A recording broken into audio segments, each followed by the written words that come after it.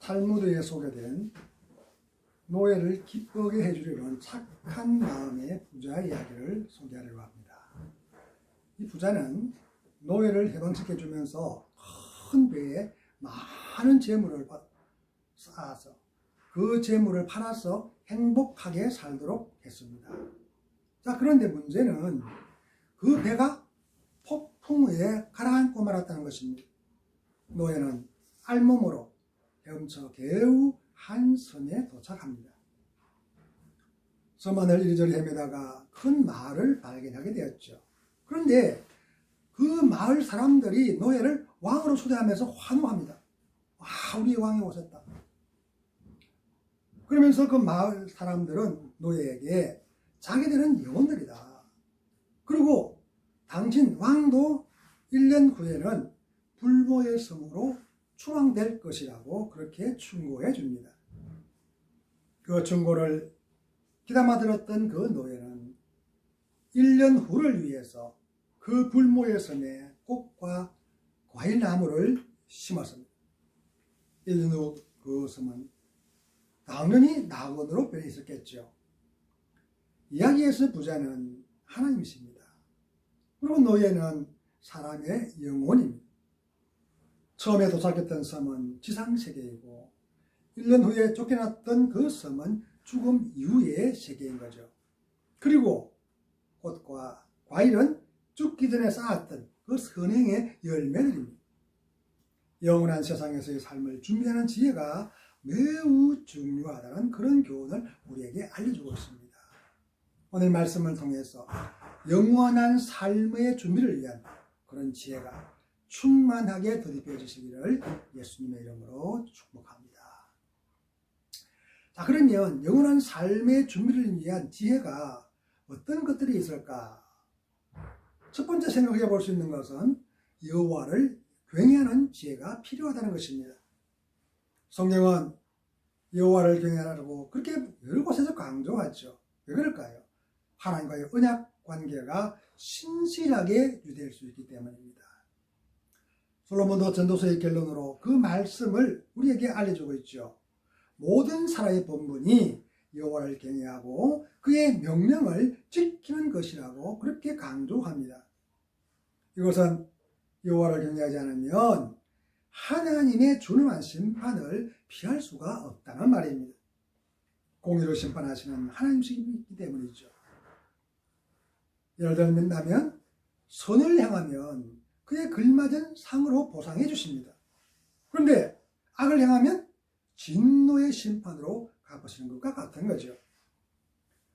모든 지혜와 지식을 추구하는 목적이 무엇인지를 오늘 본문은 우리에게 알려줍니다. 그것은 여호와를 경외하는 것입니다.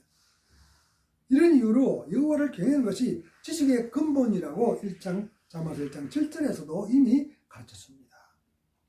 문제는 미련한 사람들이 지혜와 훈계를 멸시한다는 것입니다. 다시 말하면 지혜와 훈계를 멸시하면 미련해질 수밖에 없다는 거죠.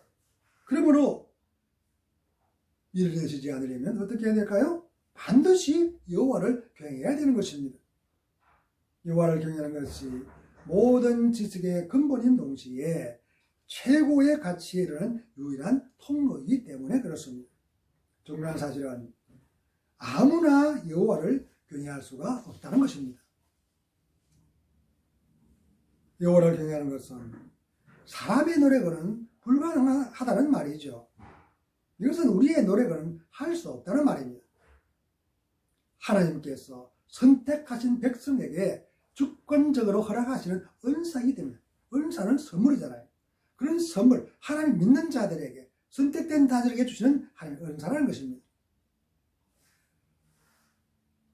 선택받지 못하면 여호와를 경외할 수 없습니다. 당연히 영원한 생명의 나라와도 상관이 없죠. 그들은 심판의 고통으로 영원토록 구애하지만 돌이키지도 못합니다. 하나님으로부터 선택받는 것이 얼마나 중요한지를 알 수가 있는 거죠. 자, 그렇다면 하나님을 경외할 수 있는 방법이 무엇인지를 알아야 될 거 아닙니까? 그 방법이 뭘까요? 성경은 세상의 재물보다 지혜를 더 구해야 된다고 그렇게 가르칩니다. 근데 그 지혜가 세상적인 지혜가 아니라 하나님을 아는 지식이 필요하다는 것이죠. 그러면서 중요한 사실을 오늘 성경에서는 여호와를 경외하면 하나님이 어떤 분이신지를 알게 된다. 하나님이 어떤 분인지 알게 된다. 여기서 하나님을 알겠는다는 이 말의 원어적인 의미는 하나님의 지식입니다. 하나님의 지식. 다시 말하면 하나님에 대한 그런 지식을 소유할 수가 있다는 거죠. 그 지식은 실천적이고 체험적인 것입니다. 학문적으로 쌓은 지식이 아니란 말입니다. 진실한 마음으로 지혜를 추구해야 할 이유입니다. 그래야 여호와를 경외하는 은사를 누릴 수가 있다는 거죠. 여호와를 경외할 수 있는 지혜는 매우 중요합니다. 아무리 강조해도 지나치지 않는 이유가 여기에 있습니다. 성경은 여호와를 경외하면 하나님께서 건져 주신다고 그렇게 권면합니다. 시편 34편 7절에서 여호와의 천사가 주를 경외하는 자를 둘러 진치다. 꽉 이렇게 둘러 진치고 뭐 했나 그겠죠? 그러면서 그들을 건져주신다는 거예요. 이것은 무슨 말일까요? 환난에서 구원해 준다는 말이지 않습니까? 선하신 하나님에게 피하는 자가 복을 받게 된다는 이유가 여기에 있습니다. 시편 111편 1절 2절 말씀을 보면 여호와를 경외하면 그의 후손들이 땅에서 강성해지는 복을 받는다고 그렇게 시인은 노래합니다. 그뿐만 아니라 지혜는 장수의 복도 누리도록 만듭니다. 잠언서 9장 11절 말씀에 보면 나 지혜로 말미암아 내 날이 길어질 것이다. 많아질 것이다. 내 생명의 해가 내게 더할 것이다. 장수의 복을 받으시기를 주님의 이름으로 축복합니다. 장수의 복도 오래만 사는 것이 아니라 건강하고 평안한 가운데 누리는 장수의 복을 충만히 받으시기를 주님의 이름으로 축복합니다. 영국의 청교도 목회자인 토마스 왓슨도 여호와를 경외하는 이유를 설명하고 있습니다. 그는 이렇게 말합니다. 이성이 없으면 사람이라고 할 수가 없다. 하나님을 경외하는 마음이 없으면 당연히 기독교인이라고도 할 수 없다. 그러면서 신자의 마음에는 거룩한 두려움이 있어야 한다고 그렇게 설명합니다. 거룩한 두려움. 왓슨의 설명처럼 이 경외라고 하는 말은 하나님을 우러러본다. 앙망한다고 하잖아요. 우러러보면서 존중하는 마음인 거룩한 두려움이 경외라는 말의 의미입니다. 이것은 항상 하나님의 거룩하신 눈길 앞에 우리 자신을 적나라하게 드러내야 한다는 말입니다. 심지어 너 저의 삶을 살아야 한다는 거죠. 두려움의 차원도 경건한 사람과 사악한 사람이 다릅니다. 경건한 자들은 자식이 아버지를 두려워하는 것 같이 그렇게 하나님을 두려워합니다. 이것은 공경하는 자세죠. 그러나 사악한 자들은 죄인이 재판관을 두려워하듯이 두려워한다는 거예요. 하나님 두려워한다는 거예요. 무슨 말이냐면 자기가 지은 죄에 대한 그 두려움이 크다는 거죠. 여호와를 경외해야 하는 또 하나의 이유는 하나님께서 항상 우리의 삶을 세밀하게 보살피기 때문입니다.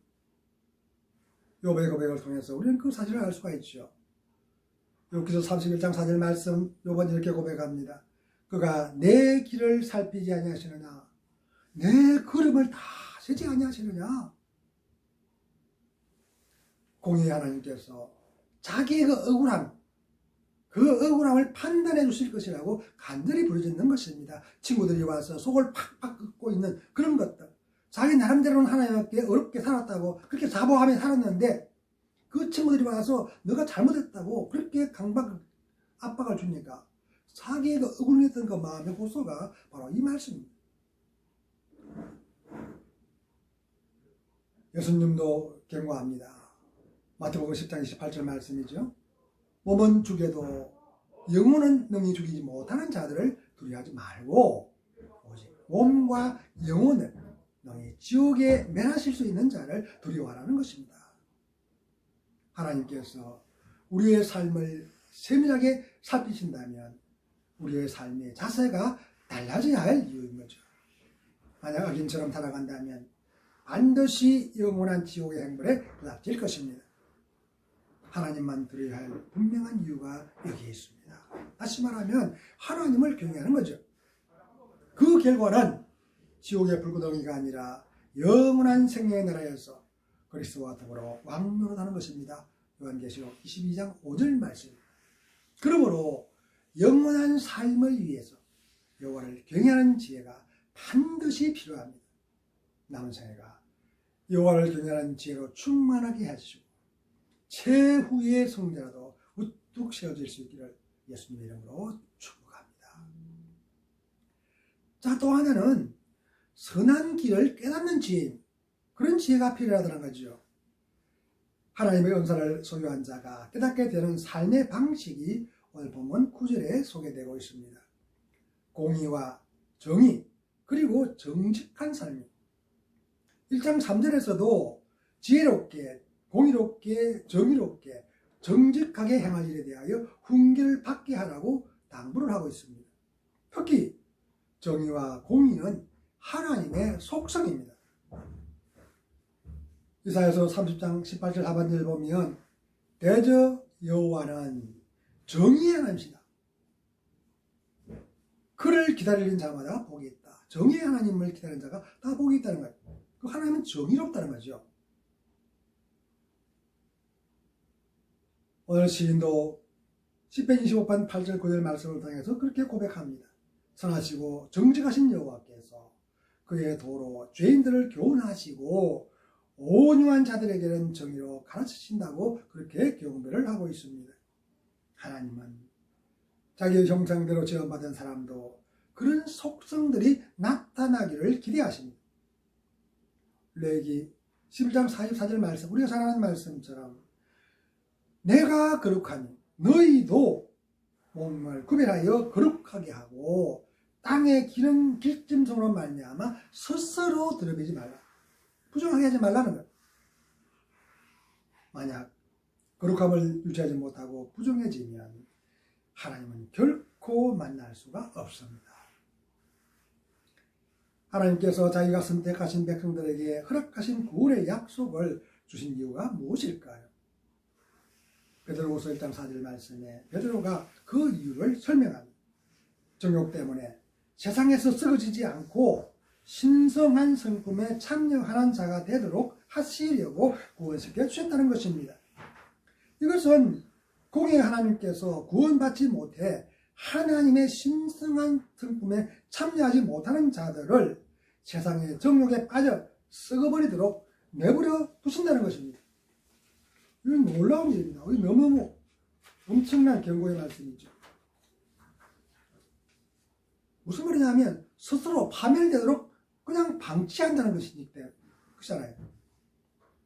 로마서 1장 24절 말씀에도 바울도 그렇게 하나님을 영화롭게 하지 않는 어리석은 자들이 하나님으로부터 내어버림을 당하게 된다고 그렇게 경고하는 이유가 바로 그런 것입니다. 1장 24절 말씀에는 이렇게 기록해 놨습니다. 하나님께서 그들의 마음의 정욕대로 더러움에 내버려 두셨다.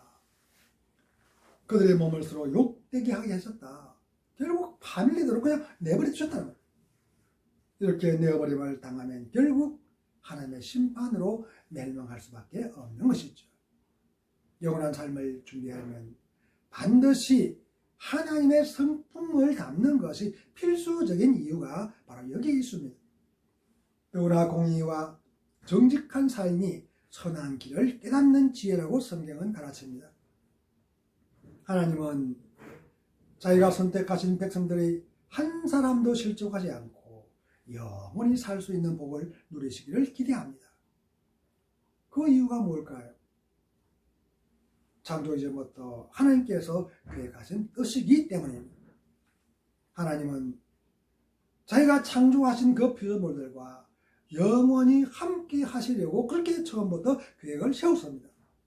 우리는 그 사실을 알 수 있는 표현의 창세기 2장 8절에 기록된 말씀, 동방의 에덴에 동산을 창설하셨다는 말을 통해서 알 수가 있습니다. 여기에서 이 창설했다.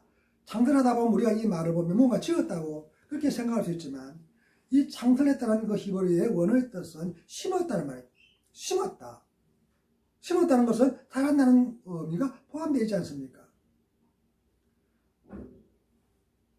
이것은 에덴 동산이 자랄 수가 있다는 거죠.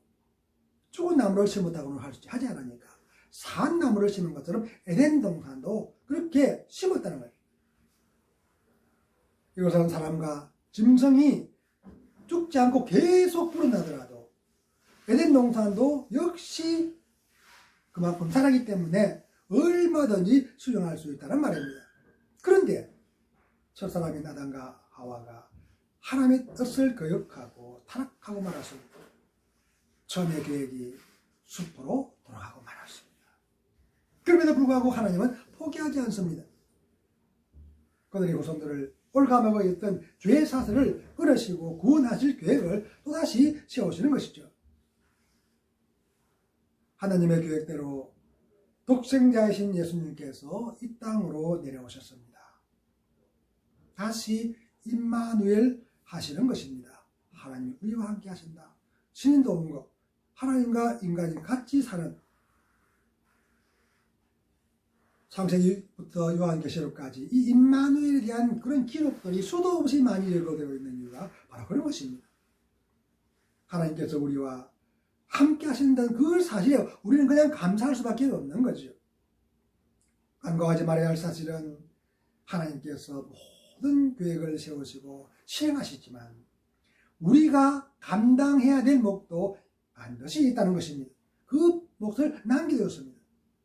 바로 그 중에 하나가 우리가 선한 길로 가는 것입니다.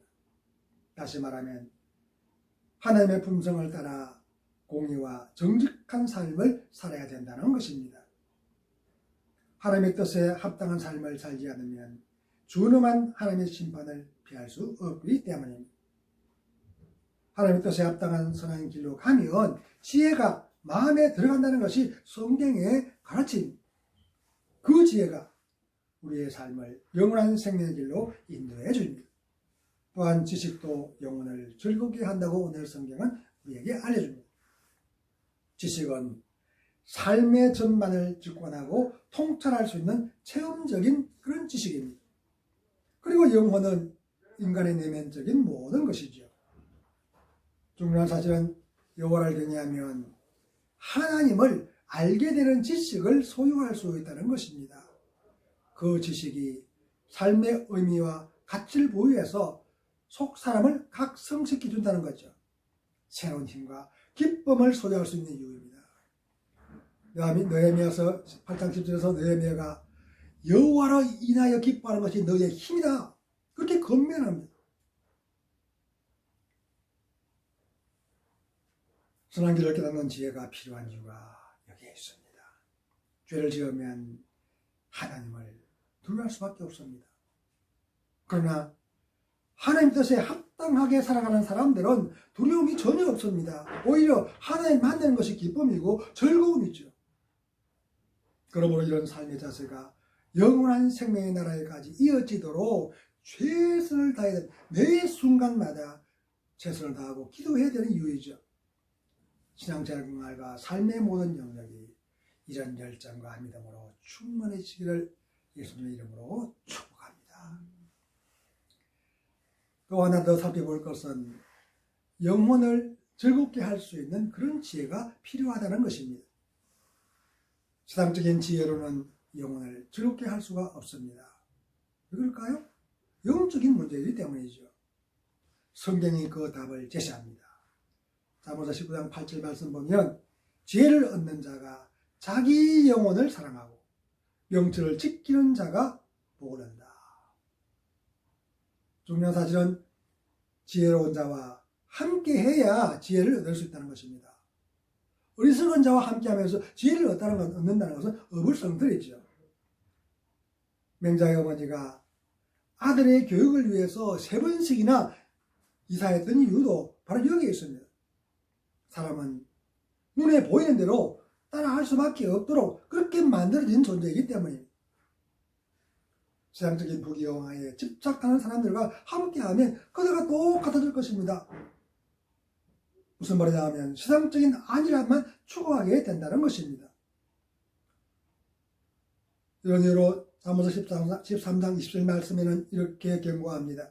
지혜로운 자와 동행하면 지혜를 얻고 미련한 자와 사귀면 해를 받는다. 지혜로운 자와 늘 함께 하시기를 주님의 이름으로 축복합니다.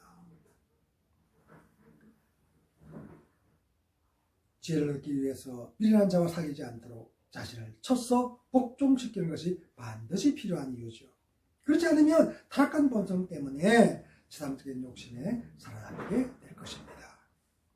바울은 자기의 지체 속에서 다른 법이 자기 마음의 법과 싸워서 지체 속에 있는 죄의 법으로 자기를 사로잡는다고 그렇게 탄식하는 내용을 로마서 7장 23절에서 기록해 나왔습니다. 뛰어난 영성을 소유했던 바울조차도 죄의 법에 사로잡힐 수밖에 없었다는 말입니다. 그렇다면 우리는 어떨까요? 우리는 그보다 훨씬 더하겠죠. 그런데도 바울은 영성을 유지할 수 있었습니다. 우리가 소망을 가질 수 있는 이유인 거죠. 무슨 말이냐면 바울이 날마다 자신을 쳐서 죽였다는 것처럼 그 옛 자를 날마다 죽이는 것입니다. 바울이 날마다 자신을 쳐서 복종시켜 자신의 옛사람을 죽였다면 우리는 순간순간 옛사람을 죽이는 그런 삶의 열정이 필요할 것입니다. 에베소서 2장 22절 24절에서 알려주는 것처럼 그렇게 실천하는 것입니다. 무슨 말이냐면 너희는 유혹의 욕심을 따라 썩어져가는 굴습을 따르는 옛사람을 벗어버리고 오직 너희의 심령이 새롭게 되어 하나님을 따라 의와 진리의 거룩함으로 지으심을 받은 새 사람을 입어야 된다. 그런 삶을 실천하기 위해서 노력하라는 것입니다. 새 사람을 입으면 우리의 영혼은 날마다 즐거움으로 충만해질 것입니다. 왜 그럴까요? 그리스도 예수 안에서 새로운 피조물로 재창조되었기 때문입니다. 그런데도 또다시 타락할 수 있다는 것입니다. 이것이 문제죠. 성경은 한번 빛을 받고 하늘의 은사를 맛보고 성령에 참여한 바 되고 하나님의 선한 말씀과 내세의 능력을 맛보고도 타락한 자들은 다시 새롭게 하여 회개하게 할 수가 없다고 그렇게 경고합니다. 히브리서 6장 4절 이하의 말씀이죠. 그러므로 옛사람의 모습으로 되돌아가지 않도록 순간순간마다 자신을 쳐서 복종시켜야 됩니다. 이것은 교만과 자만의 삶에서 근신이라는 삶의 자세로 돌이켜야 된다는 것입니다. 오늘 본문의 11절 12절도 악한 자의 길과 폐역을 바라는 자에게서 건집을 받는 이유가 근신과 명철의 보호 때문이라고 시작하고 있잖아요. 근신하지 않고 명철을 잃어버리면 옛사람의 모습으로 되돌아간다는 것입니다. 근신과 명철의 지혜를 잃어버리지 말아야 할 분명한 이유이죠. 종말의 시대를 살아가는 우리가 귀담아 들어야 할 교훈을 베드로가 건면해 줍니다. 베드로전서 4장 7절 말씀, 만물의 마지막이 가까이 왔다. 그렇기 때문에 너희는 정신을 차리고 근신하고 기도해야 된다. 베드로가 그렇게 건면합니다. 종말의 시대의 중요한 삶의 자세입니다. 정신을 차리고 만약에 근신하지 않으면 베드로전서 4장 8절에 있는 것처럼 우는 사자처럼 먹잇감을 찾아야 되는 마귀의 밥이 되고 말 것입니다. 영원한 멸망의 길로 갈 수밖에 없다는 말입니다. 그런데도 우리의 현실은 어떻습니까? 아직도 여전히 세상 안일에 빠져 있습니다. 이것이 문제예요. 그러므로 근신하고 기도할 수 있는 열정을 반드시 회복해야 됩니다. 사탄의 유혹에 넘어가지 않으려면 하나님의 말씀에 순종하는 삶을 살아야 되는 이유가 바로 여기에 있습니다. 1절의 가르침처럼 하나님의 말씀을 받고 계명을 간직하며 지혜를 소유할 수가 있기 때문이죠. 하나님께서 출애굽한 이스라엘과 언약 관계를 체결하시면서 허락하신 십계명, 그 십계명은 하나님의 백성으로서 살아갈 가장 기본적인 그런 법칙들입니다. 그런데도 이스라엘 백성들은 그 제대로 순종하지를 못했습니다. 하나님의 계명에 불순종했던 출애굽한 1세대들은 40년 동안 똑같은 광야를 뱅글뱅글 돌면서 모두 다 죽고 말았습니다. 모세가 광야에서 태어나고 그 당시 20세 이하에 있던 그런 어린이들, 그 2세대들에게 오늘 내가 네게 명하는 이 말씀을 너는 마음에 새기라, 그렇게 강조합니다. 마음에 새긴다는 것은 잊어버리지 말라는 거죠.